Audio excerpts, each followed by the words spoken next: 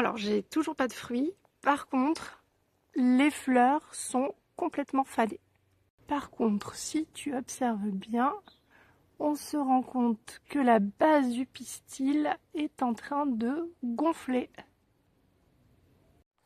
Alors qu'on aurait pu croire que tout est terminé avec ces fleurs fanées, en réalité, des fruits sont en train de se former à partir du pistil qui grossit de plus en plus.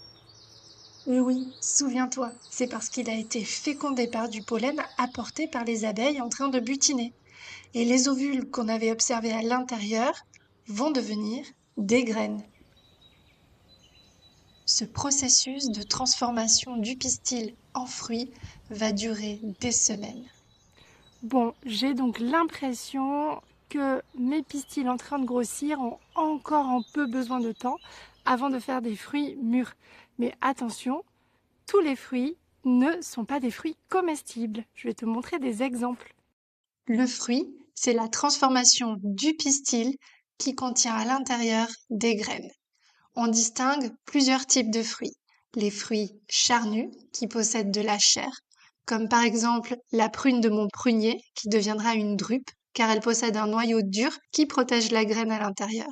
D'autres fruits sont des baies, comme la tomate ou le raisin. Les graines sont directement dans la pulpe. Mais il existe aussi des fruits secs. Certains s'ouvrent pour libérer des graines, comme les gousses, mais d'autres restent fermés, comme les glands. Une fois formées, les graines doivent pouvoir voyager. C'est pour ça que les fruits ont développé des stratégies différentes. Certains sont adaptés au vent, et les graines à l'intérieur des gousses, comme pour mon jasmin, sont munies d'une aigrette en forme de parapluie plumeux facilitant leur vol. C'est la même chose pour mon laurier rose. Ça, ce sont des samarres d'érable. C'est un fruit qui contient 2 graines à la base. Et ça ressemble clairement à des ailes. Elles lui permettant de tournoyer comme des hélices.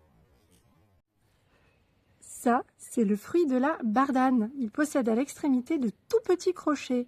Je me demande bien à quoi ça peut servir. Oh, princesse! Bon, visiblement, tu l'auras compris, ça s'accroche facilement aux poils des animaux.